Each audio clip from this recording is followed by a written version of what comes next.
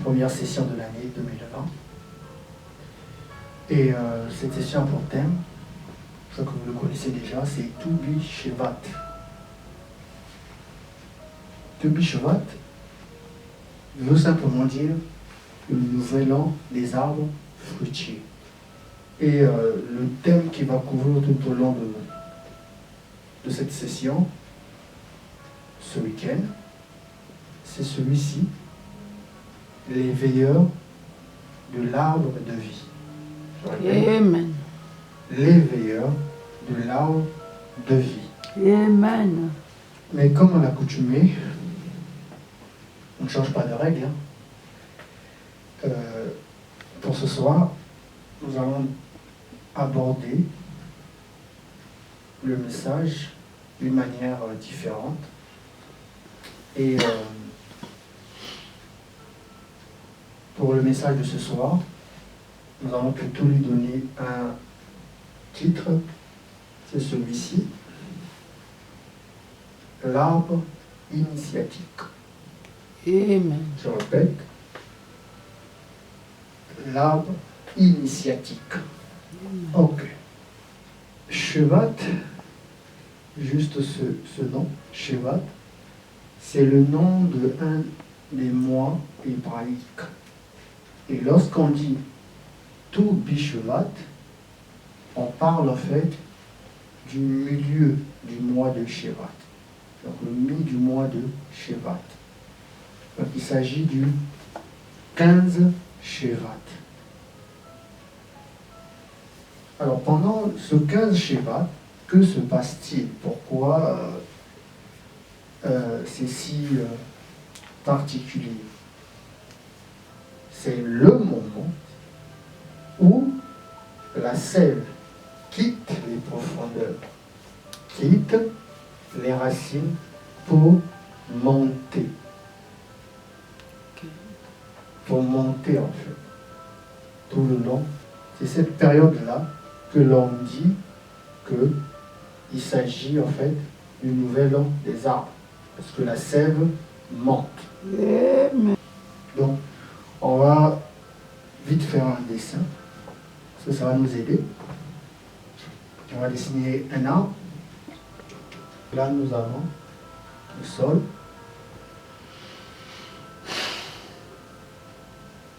Et là, nous avons le feuillage. Et là, nous avons les racines. Ne me tenez pas rigueur. Hein. Je fais de mon mieux concernant le dessin. Donc, soyez indulgents. Donc là, nous avons un arbre. Son feuillage, c'est là-haut. Ses racines, c'est en bas. Et juste là, c'est le sol. Ok. Mais maintenant, nous savons tous que les racines, elles sont cachées. C'est la partie cachée en fait de l'arbre.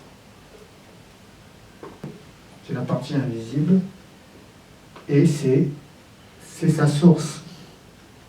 Maintenant, la partie visible de l'arbre, donc là-haut, on va prendre précisément où se trouve le feuillage, et là, nous avons les fruits. Invisible, c'est la racine, c'est la source de l'arbre. Visible, c'est la partie des fruits. C'est la partie où nous cueillons des fruits, ce que l'arbre nous donne. Amen. Il se trouve que ce dessin de l'arbre, vis-à-vis de notre réalité, cette réalité appelée espace-temps, les choses en fait, elles sont inversées. Donc, si la réalité est inversée, ça veut dire quoi? Ça veut dire ceci. Les racines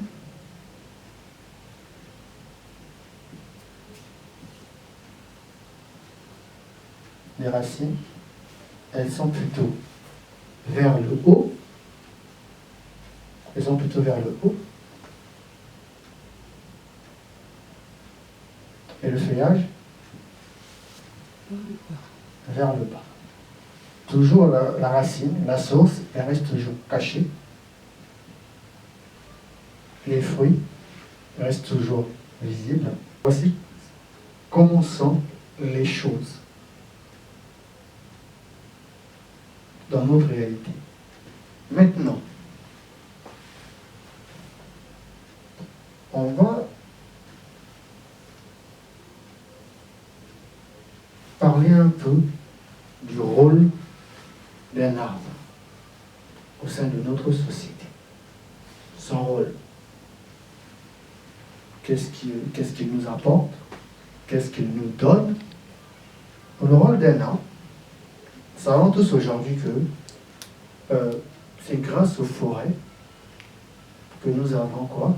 Ce qu'on appelle la photosynthèse. Ça nous envoie de l'air frais, le meilleur air. Donc, d'ailleurs, il se trouve qu'il y a certains pays, surtout en Afrique, de l'Afrique équatoriale, les grandes puissances subventionnent en fait les nations de l'Afrique équatoriale avec des fonds pour qu'ils ne puissent pas couper les arbres au sein de leur forêt. Parce qu'elles se disent, ces grandes nations, si on se met à couper tous les arbres sur la terre, on aura très vite le réchauffement climatique, très vite nous allons respirer des mauvais airs. Et cela risque d'être dangereux et toxique pour la santé. Donc, certaines nations africaines coupent du bois, mais tout en respectant en fait de ne pas tout déraciner. Ça, c'est un des rôles. Il agit sur l'air, sur l'oxygène. Autre chose, on sait tous qu'un arbre nous donne ses différents fruits. Donc on se nourrit aussi de ces fruits. C'est un autre rôle de l'arbre au sein de notre société. Un autre rôle encore, on sait que les arbres ont ce qu'on appelle les vertus médicinales. On peut se servir de ces feuillages, de ces fruits, de ces plantes, de ces écorces, de ces racines pour se soigner. Amen. D'ailleurs, l'industrie pharmaceutique, aujourd'hui on peut voir des comprimés dans les plaquettes, on peut voir certaines sérums dans des flacons, mais à la vérité, ce sont des dérivés de quoi? Des différentes herbes qui ont été transformées dans les différents laboratoires. Et on sait aussi que dans nos traditions dites africaines, les gens communiquent aussi avec des arbres. Et que quand il y a un problème à régler, c'est toujours sous un arbre. Et souvent pas n'importe lequel. On sait aussi que l'arbre nous donne, grâce à lui, on peut avoir des jolis meubles. Donc, on voit que l'arbre joue un rôle important au sein de la société dite humaine. Il a une place importante. Et maintenant, puisque le nom de ce message, c'est l'arbre initiatique. Donc, nous allons parler de l'arbre du point de vue initiation, en fait.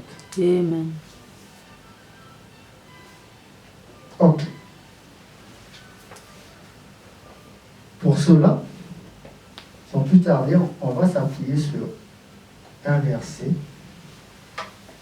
de la Bible, celui de Exode 20 au verset 12. Exode 20, verset 12. Je vais lire pour vous. Que dit ce verset? Honore ton père et ta mère, afin que tes jours se prolongent dans le pays que l'Éternel ton Dieu te donne. Je répète, honore ton père et ta mère, afin que tes jours se prolongent dans le pays que l'Éternel ton Dieu te donne. On doit comprendre, quand on dit afin que tes jours se prolongent, il s'agit en fait d'une éternité en fait. Amen. Il s'agit d'une éternité. Quelque chose de sans fin, quelque chose de durable, d'immuable. Ok. Et pour cela on dit quoi? Honore ton père et ta mère. Ok. Ce verset se trouve dans le fameux décatalogue. Les 10 paroles données à Moïse sur le mont Sinaï. Et ce qui est un peu curieux dans ce verset que je viens de lire, lorsqu'on remonte juste à partir du verset 1, donc toujours de Exode 20, là-bas il nous a dit ceci. Alors Dieu prononça toutes ces paroles en disant. Je répète, alors Dieu prononça toutes ces paroles. On dit en fait que Dieu a prononcé toutes ces paroles en une seule fois. C'est pas qu'il s'est mis à parler et qu'il s'arrêtait, non. Toutes les paroles qui sortaient en fait de sa bouche étaient dites une seule fois. Maintenant, regardez ceci.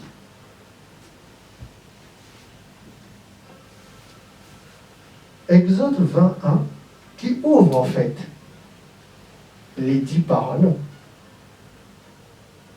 créatrices. Quand on le lit en hébreu, ce verset a la même structure que le verset de Genèse 1.1. C'est quoi cette structure? En hébreu, quand on regarde Genèse 1.1, au commencement, Dieu créa le ciel et la terre. Donc, cette première phrase, elle est composée de quoi? Elle est composée de 7 mots et 28 lettres. Quand on regarde Exode 21, cette phrase, ce verset-là, est aussi composé de 7 mots et 28 lettres, de la même chose. Or, quand on parle de 7 mots, on parle d'une création de 7 jours. Et 28, c'est en fait le cycle d'une femme. En fait, c'est plus quand on parle d'une femme, on parle de la matérialité en fait des choses. La façon dont les choses se sont faites. Et les sages, dans leur échange, les érudits dans leur échange, ils se sont même dit, mais pourquoi pas le premier livre de la Bible a commencé en fait avec cette première phrase qui ouvre les 10 paroles, puisqu'elle parle de notre création. Donc il y a eu cet échange-là en fait, entre les anciens, entre les maîtres initiés en fait. Donc, nous ici, quand je me mets à lire un des décatalogues, dans le verset 12, où on dit « Honore ton père et ta mère afin que tes jours se prolongent dans le pays que l'Éternel, ton Dieu, te donne. » Mais en fait, quand on le lit comme ça, on a l'impression que c'est... Voilà. On te demande de nourrir ton père et ta mère. En fait, on a l'impression que c'est ça, en fait, qu'on nous demande là. Parce que, entre nous soit dit, si tu n'honores pas ton père, tu n'honores pas ta mère aujourd'hui, penses-tu que ton père ou ta mère, ils ne vont pas prendre soin de toi? Parce que pour eux, tu resteras toujours leur fils. Pour eux, tu resteras toujours leur fille. Qu'aujourd'hui, tu leur manques, que tu ne leur honores pas, et les parents resteront toujours tes parents. Alors, pourquoi la Bible ici va nous demander de faire quelque chose qui, pour les humains, en fait, elle est normale, en fait. C'est quelque chose de normal. Qu'est-ce que cache ce commandement? Regarde. Pour ouvrir ça un peu, on va lire dans le livre de Matthieu 15, à partir du verset 4. Là-bas, on dit ceci. Car Dieu a dit, honore ton père et ta mère, et celui qui maudira son père ou sa mère sera puni de mort. Jusque là, on dit si tu n'obéis pas à ce commandement-là, c'est la mort assurée. Jusque là encore, ça ne reste pas trop clair. On va avancer. Éphésiens 6, versets 1 à 3 dit ceci. Enfants, obéissez à vos parents, selon le Seigneur, car cela est juste. Verset 2, parce que celui que j'ai dit avant, c'est le verset 1. Honore ton père et ta mère. En parenthèse, c'est le premier commandement avec une promesse. Je répète, c'est le premier commandement avec une promesse. C'est quoi cette promesse? Verset 3. Afin que tu sois heureux et que tu vives longtemps sur la terre. Afin que tu sois heureux et que tu vives longtemps sur la terre. Et dans Exode 22, on dit, afin que tes jours se prolongent dans le pays que l'Éternel ton Dieu te donne. C'est toujours la même chose, afin que tu vives longtemps. Que tu aies une longue vie, en fait. Ok. Mais jusque-là, là, je dis quelque chose de mystérieux. Regarde. Arbre en hébreu se dit être. Là, nous avons 18. Et là, nous avons 16. En valeur de rang, dans la valeur pleine, nous avons 70. Et nous avons 90. Ok. Là, nous avons la lettre Aïn. Aïn veut dire l'œil. L'œil. Mais quel œil? Il ne s'agit pas de mes yeux, il s'agit de mon œil. De la même façon, lorsque Job dira après ces différentes péripéties, j'avais entendu parler de toi. J'avais entendu parler de toi. Mais maintenant, mon œil t'a vu. C'est dans Job 42, 5. Il dit quoi? Ça dit que c'est son troisième œil. Pas de ses yeux charnels, non, il parle de son œil initiatique, son œil d'initié. Il a dit, maintenant mon œil t'a vu. Et cette lettre-là, Tzedek parle en fait du juste. Donc c'est le troisième œil du juste. Donc, le mot arbre nous parle du troisième œil. Amen. J'avais Amen. entendu parler de toi, mais maintenant, mon œil t'a vu. Mon troisième œil t'a vu. Or, ce que tu vois, c'est toi. Amen. Donc, il dit, mon troisième œil, c'est-à-dire, t'as vu, c'est-à-dire que je me suis vu. Amen. Je me suis vu, c'est quoi encore? On va avancer. Puisque, souvenez-vous bien, regardez, on dit dans le livre de Marc 8, verset 24, j'aperçois des hommes qui sont comme des arbres et marchent. Amen. Donc, l'arbre, en hébreu, être, nous dit que ce sont des hommes, mais pas n'importe quel homme. Ce sont des hommes justes. Il n'y a Amen. que des hommes justes qui Amen. peuvent alors un jour voir les choses, pas du point de vue charnel, mais voir les choses du point de vue initiatique, du point de vue, en fait, derrière le voile, derrière le rideau. Ah. Mais quel est le rapport avec l'arbre, tout ça? Oh, regardez ceci. C'est là où vous allez comprendre le dessin de l'arbre. Ce qui est invisible, on appelait ça quoi? Les racines. Ce sont les racines qui sont invisibles. Or, les racines qui sont invisibles font allusion à quoi? À la source. Or, la source, on appelle ça en fait Ab. Ab. Ab, c'est quoi? C'est le Père. Amen.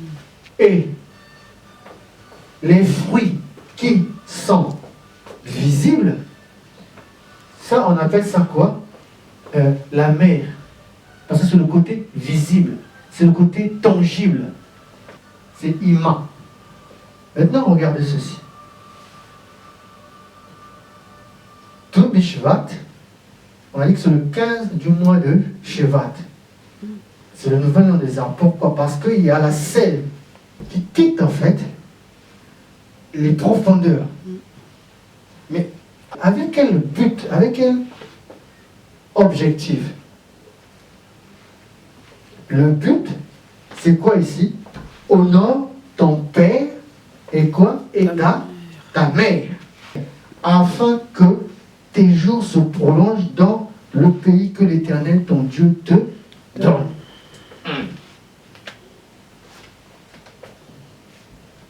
Mais attends. De quoi on nous parle? On nous parle en fait de quelque chose. La tradition juive dit ceci. Le canon biblique, c'est-à-dire que la Torah, donc, notre chère Bible, est appelée arbre de vie. Or, on sait que la Bible, c'est le décatalogue. C'est les 10 paroles qui ont été données par Moïse. Et là, on vient de lire quoi? Un des 10 décatalogues. Mais ces 10 décatalogues ont été donnés sur des tables de la loi. Ok. Mais on nous dit que plus tard, les 10 paroles ont été rangées dans ce qu'on appelle l'arche de l'alliance. Arche, c'est dit Haroun en hébreu. Et dans cette arche de l'alliance, on avait quoi? On avait le bâton de Aaron, on avait la manne, le pain du ciel, et on avait quoi? L'étape de la loi, le fameux décatalogue. On avait 3 éléments dans le coffret de l'arche de l'alliance qui est entouré de quoi? les chérubins. Maintenant, regardez. Regardez ceci. Arche, qui veut dire Haroun en hébreu, a pour valeur numérique 41. Or, 41, c'est Ima, la mer. 41, c'est Ima, la mer. Et le bâton, man, table de la loi, ces trois éléments-là, c'est en fait le père, Ab, puisque Ab, c'est la valeur numérique, c'est 3. Donc, quand on nous dit honore ton père et ta mère, afin que tes jours prolongent dans le pays que l'Éternel ton Dieu te donne, en fait, on te dit de honorer ce qui est dans l'arche. Faire allusion à ce qui est contenu dans l'arche de l'alliance. Amen. Il ne s'agit pas de ton père physique et ta mère physique. Amen. Ça, c'est naturel, c'est humain. La Bible n'a pas besoin de te dire d'honorer tes parents physiques. Amen. D'ailleurs, si tu ne le fais pas, tu auras toujours gain de cause vis-à-vis de tes parents. C'est tout à fait logique et normal. Aujourd'hui, nous savons tous qu'il y a des enfants qui n'honorent pas leurs parents, mais est-ce que leurs parents les abandonnent? Non. Mais pourquoi donc la Bible nous demande, nous met ce verset-là, là? C'est parce qu'il ne s'agit pas des parents physiques et naturels. Non, il ne s'agit pas de ça. La Bible fait allusion ici à la maman. Or, la maman, c'est l'arche qui était surveillée par les deux chérubins. Un à gauche et un à droite. Et dans cette arche-là, il y avait trois choses. Et les trois choses, c'est quoi? C'est le Ab, le Père. C'est-à-dire que le bâton du commandement et la manne peut tomber du ciel et les tables de la loi. Amen. C'est ça, le Père et la Mère, que tu dois honorer. Or, on sait que cette arche-là se trouvait où? Se trouvait dans le lieu le plus important, le Saint des Saints. Amen. Or, le Saint des Saints, c'est le voile le plus important. Amen. C'est le voile le plus important. C'est en fait le lieu le plus important du temple. Amen. Puisque le temple est construit en trois parties. Amen. Il y a la partie appelée le parvis, où se trouve quoi? La foule. Or, qui dit la foule parle du profane. Qui dit profane parle en fait des ignorants. Le côté où les gens sont en train de pleurer, en train de crier famine, en train de pleurer H24. C'est l'image en fait de quoi? De l'enfer, puisque l'enfer est simplement de quoi? Du bruit des métaux. Puisqu'on a dit quoi? C'est 15 Toubichwas, on dit que la sève monte. Mais la sève, elle revient d'où? Cette sève, en fait, c'est en fait le mouvement des gens qui sont au parvis, qui sont dans la foule. Ils doivent quitter la foule, ils doivent traverser. D'abord, quoi? Quand on quitte le parvis, tu traverses quoi? Puisque au parvis, tu as le contact avec l'autel des sacrifices. Donc tu dois traverser l'autel des sacrifices. Après l'autel des sacrifices, tu traverses le lieu saint. Après le lieu saint, tu dois arriver maintenant au Saint des Saints. Et c'est dans le Saint des Saints, quand tu entres, c'est là où tu peux dire, j'avais entendu parler de toi, mais maintenant, mon œil t'a vu. Mon œil a vu quoi? Mon œil a vu mon père et quoi? Ma mère. Et C'est ça, honorer. C'est-à-dire que mon œil a vu mon père et ma mère. Mais, c'est-à-dire que tu as vu quoi? Tu as vu l'arche et ce qu'elle contient. Amen. Qu'est-ce qu'elle contient? Elle contient les trois éléments. Quoi? Le bâton du commandement, le pain tombé, la main, c'est-à-dire que le pain tombé du ciel, et quoi? Et les tables aussi qui sont venues du ciel. Or, Ça, c'est quoi? C'est une copie de toi. Puisque le temple, c'est le corps de l'homme. Donc, c'est-à-dire que tu t'es vu, en fait, tu as emprunté un chemin initiatique. Pourquoi? Pour te voir toi-même comme étant un être divin, comme étant un être lumineux. Puisqu'il est dit, regardez, dans Proverbe 20, il est dit ceci: si quelqu'un maudit son père et sa mère, sa lampe s'éteindra. On est dit, si tu maudis ton père et ta mère, ta lampe s'éteindra. Donc, tu es une lampe. Alors, qui parle de lampe, parle de quoi? De lumière. Donc, on te dit ceci: si tu n'arrives pas à honorer, regardez même dans le mot honorer, en hébreu c'est keved. Keved a la même racine que le mot kavod, qui parle de quoi? De la gloire. Mais les lettres hébraïques de ce mot, on a dalet, on a det, et puis on a kaf. Ça parle de quoi? De la porte qui t'emmène, en fait, qui t'emmène dans une demeure. Mais laquelle demeure? Celle de la 11e lumière, celle du kaf. C'est-à-dire que c'est où tu te vois, en fait, comme étant un être lumineux, où tu te vois, en fait, comme étant la source. En fait, c'est la personne qui entre dans ce qu'on appelle, en fait, dans le sein des saints. C'est-à-dire qu'il entre en lui-même. Il peut maintenant se voir. Il peut maintenant se dire: j'avais entendu parler de toi, mais maintenant, mon œil t'a vu. C'est-à-dire que mon troisième œil, mon œil initiatique, t'a vu, a vu moi-même. Amen. C'est-à-dire que tu t'es vu toi-même. Amen. C'est ça, en fait. Donc ici, quand on dit honore ton père et ta mère, c'est une démarche, c'est une marche initiatique vers toi-même. Vers toi-même. L'arbre initiatique. L'arbre initiatique. Honore ton père et ta mère. Les racines.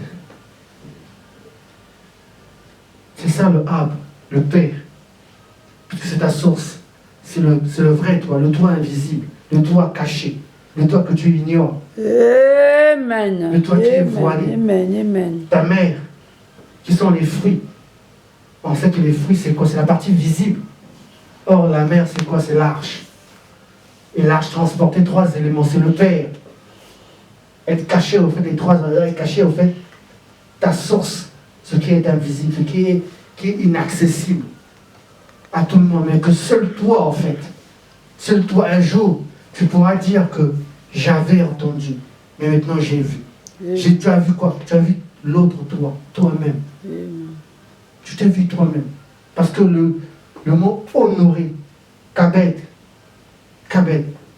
te dit la porte intérieure vers le 11, le kaf. Or, le kaf, c'est l'être lumineux. L'être lumineux. Peut-être que c'est 11, c'est-à-dire que toi, le charnel, et toi, le divin. C'est ça en fait, qui se cachait derrière: honore ton père et ta mère. Amen. Et ce symbole est caché dans le positionnement d'un arbre. Dans Matthieu 15, 4. Car Dieu a dit. Qu'est-ce que Dieu a dit? Honore ton père et ta mère. Et celui qui maudira son père ou sa mère sera puni de mort. C'est-à-dire que celui qui ne va pas arriver à voir cette arche qui est en lui, cette arche qu'il transporte, cette arche qu'il est, et qu'il doit l'ouvrir, et voir le arbre, c'est-à-dire que les 3 éléments que cette arche cache. Puisque nous sommes en fait l'arche ambulante, l'arche vivante. L'homme est l'arche vivante. Et notre Amen. démarche, tout ce que nous pouvons subir, les hauts et les bas, les différentes épreuves que nous traversons.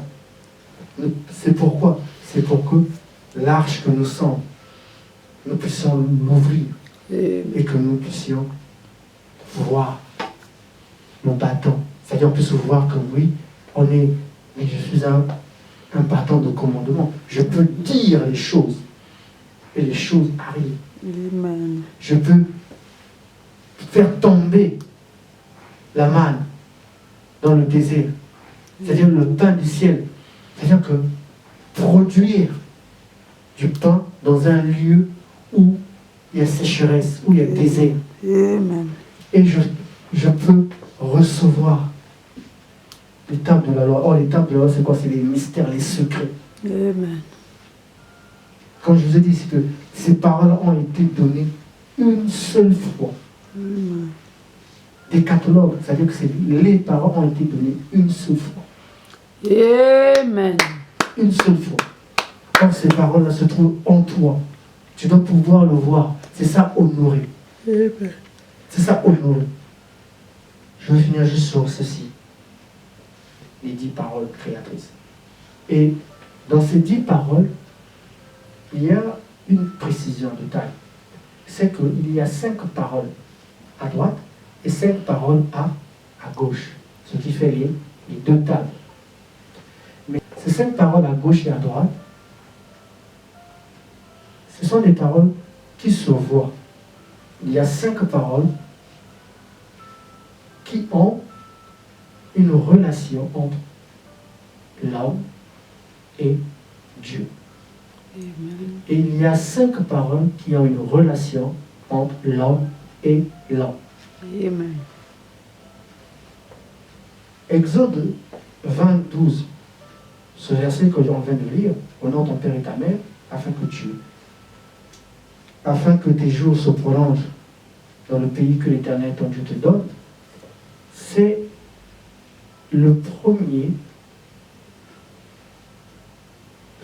commandement de la relation entre l'homme et l'homme.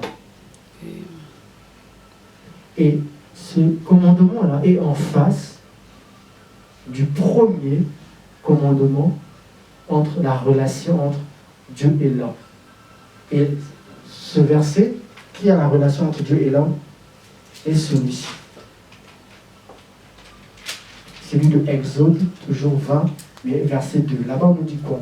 Je suis l'Éternel, ton Dieu, qui t'ai fait sortir du pays d'Égypte, de la maison de la servitude. Je répète, je suis l'Éternel, ton Dieu, qui t'ai fait sortir du pays d'Égypte, de la maison de servitude.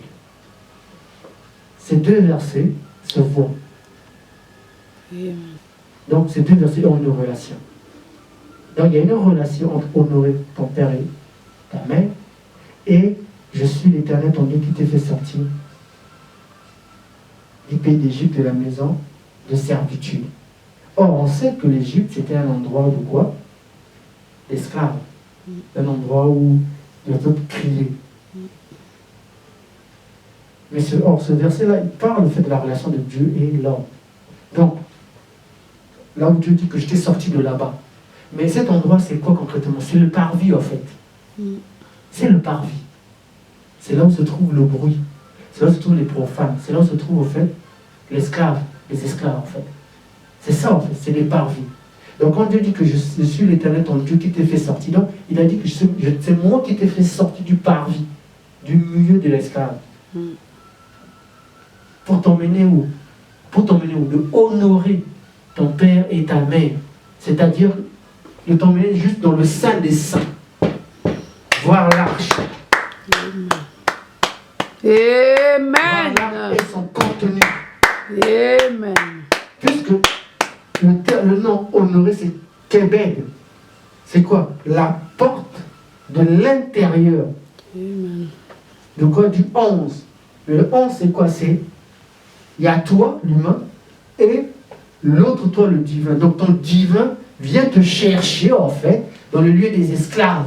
Amen. Pour t'emmener, en fait, dans le sein des saints. dans le lieu secret. Et ce sein de ça, il n'y a que toi qui as accès. Le divin qui est en toi, qui sommeille en toi, cet être lumineux qui est en toi, personne d'autre ne peut le voir que toi. Amen. Personne d'autre. Il n'y a que lui qui peut venir te chercher, toi, qui peut venir te chercher, toi. Donc quand Job dit que mon œil t'a vu, mais Job, il a vu lui-même. Il a vu lui-même. Il s'agit de toi-même. Donc l'autre toi, ton toi divin vient te chercher pour t'emmener dans le sein de saint. Il ne vient pas chercher quelqu'un d'autre parce que il est toi. Mais toi humainement parlant, tu t'es oublié, tu ne sais même plus qui tu es. Donc il vient te chercher. Il vient te chercher. Voilà pourquoi il dit que c'est moi qui t'ai fait sortir d'Égypte, de la maison de servitude, donc du parvis. Du parvis. Voilà. Je m'arrête par là. Demain, nous allons avancer sur autre chose. Merci.